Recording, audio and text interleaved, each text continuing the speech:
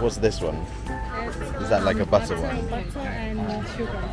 And then jam, And then jam. pandan. This looks savoury. Milk. Okay. Oh, coconut. That's the milk one.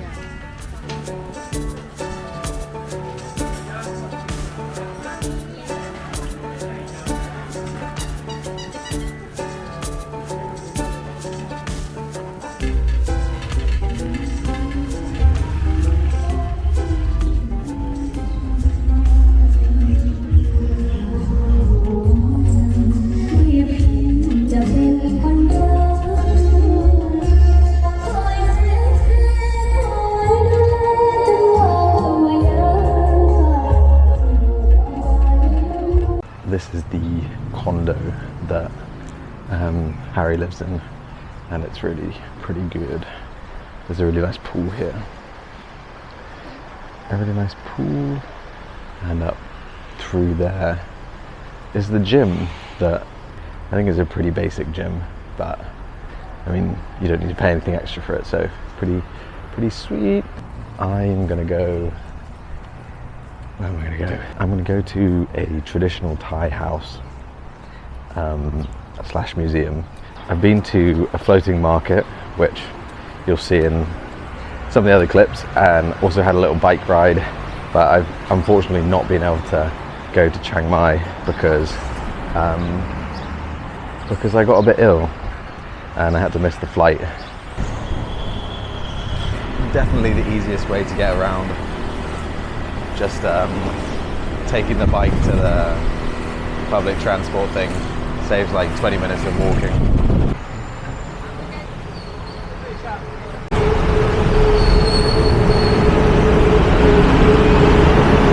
So before I go to the museum, I come to a place called Victory Monument, which is pretty much like, well, it's a central point.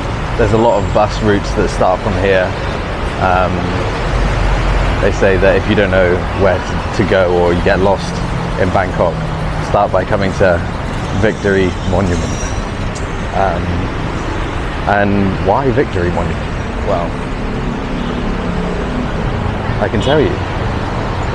This is a monument commemorating the victory of the Thai-Franco War in the early 1940s, where Thailand fought a brief war with the French Vichy, I don't know how to pronounce it, forces in Southeast Asia. So I guess the French, they had a lot of influence in Southeast Asia, which you can still see today with the banh mi in Vietnam, made with a baguette. Even pho. There's a little bit of French history with that dish as well. But Thailand is actually the only country in Southeast Asia that wasn't colonized by a European nation. It was a very small war. I think only less than 60 officially dead for Thailand, and maybe 500 for France. But now it's a main roundabout. You can't actually go up to the steps, so this is as far as I can go.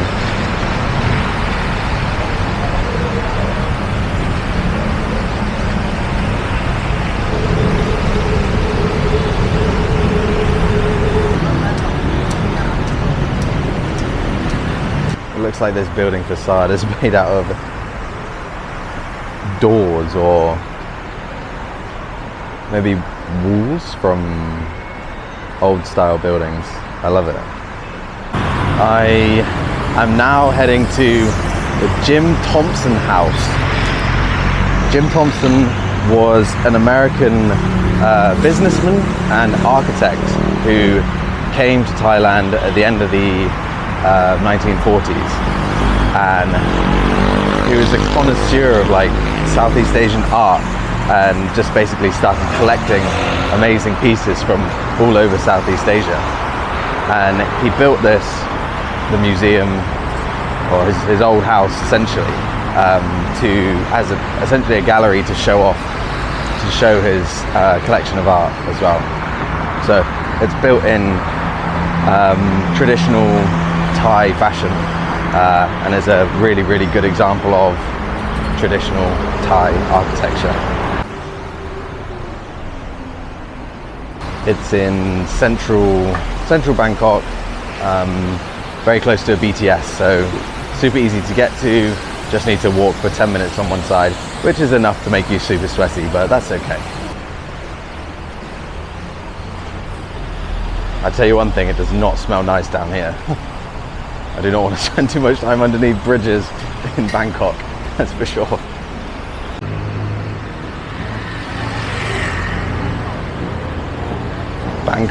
One of Bangkok's nickname is the Venice of the East, because it was essentially just built on canals and waterways. So you always go over little bridges or see little waterways when you're walking around. And you'll usually know if you're near one because they tend to smell not so nice. Especially in that heat, the smell travels a lot. Hello, hi, hello. There's a school of people on this bridge. I think they just see the camera and immediately say hello. Lovely people in Thailand, really, really lovely.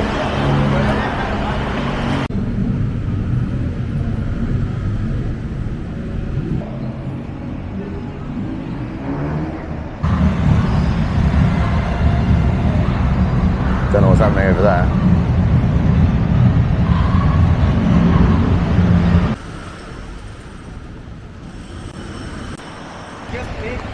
I am police. Please take a photo and police.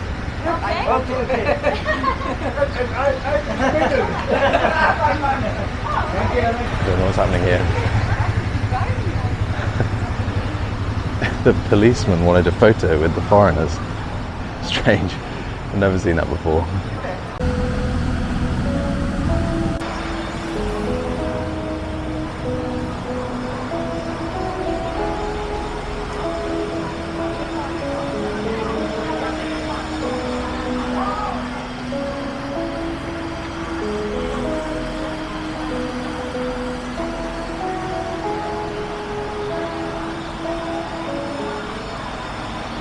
So the ticket, you've got to follow a guided tour for the inside of the house, which starts in 20 minutes, but you're allowed to walk through the garden, which feels like a jungle. I love it. There's loads of building works going on right adjacent to this, so you can probably, that's probably all you can hear.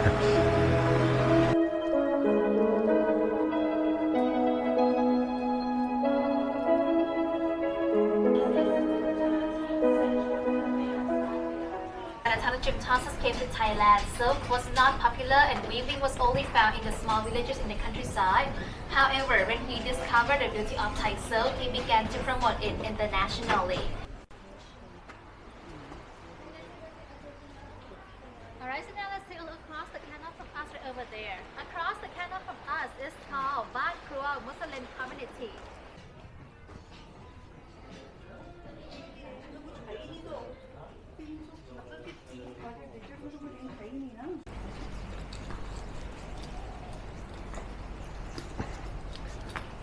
So you're not allowed to film upstairs.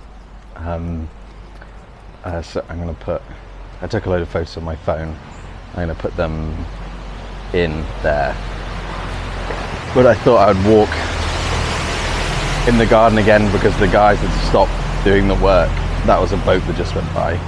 So this little house here, this used to be the entrance because it backed onto the canal. So guests arriving by boat would have come through this entrance, and there's the canal and walkway just past here.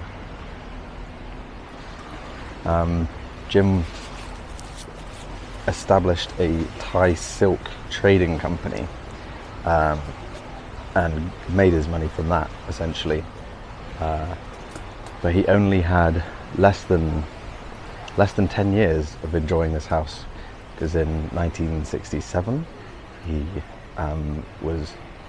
got lost or went missing. Nobody knows. He went missing in Cameron Highlands in Malaysia, which is somewhere I've been, and it's very beautiful. But yeah, that's where he met his fate, I guess. Like, yeah, the inside of this house is just like absolutely beautiful. I would really recommend coming here and looking around. You have to take the tour, but I think that's good because they tell you all about the house. Like, for example, this thing behind me is the spirit house. So Thai people believe that when you build a house, you're disturbing the spirits on the land, and to keep them happy and to say thank you, you build them a spirit house. And you'll see these in all houses in Thailand. Well, not all, well, probably all, most houses. You'll see these in most houses in Thailand. And to keep the spirits happy, you have to pay your respects, give offerings of stuff like incense, food, water, and you also can't build the spirit house in the shadow of the main house. So they'll generally be in the corner of the garden, somewhere the shadow doesn't reach, but it's really cute.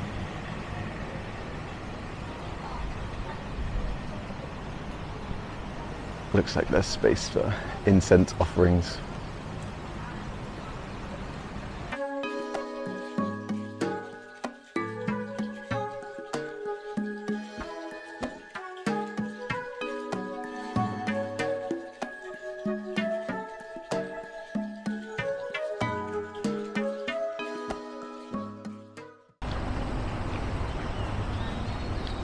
So that area across the river is the area kind of behind his house, and it used to be a predominantly Muslim silk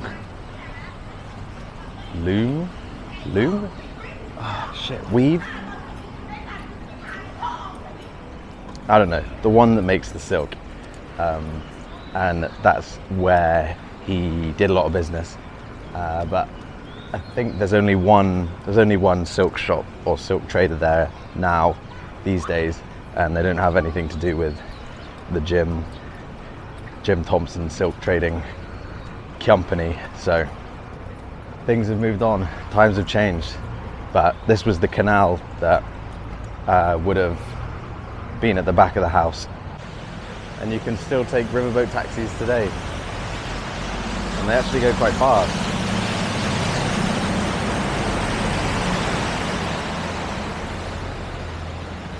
They actually go really fast, like maybe too fast, but they know what they're doing. Create huge waves here. This Red Bull glass bottle has just reminded me that the origins of Red Bull, not I don't think it's Red Bull exactly, because Red Bull was invented in Austria, but it's based off an energy drink that was created in Bangkok, Thailand. The creator of this drink worked with the Austrian man to, I guess, globalize the brand and into what is today Red Bull energy drink.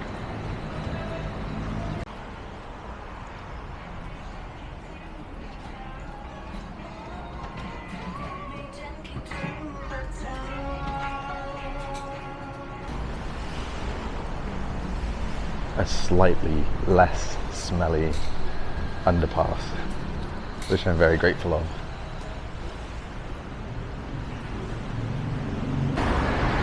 And that was the Victory Monument and the Jim Thompson house / museum. Two really interesting spots relating to various bits of Thai and Bangkok culture and history. So yeah, definitely worth a visit. Won't take you too long, they're very close to each other. So yeah, if you're in Bangkok, go see those two things at least.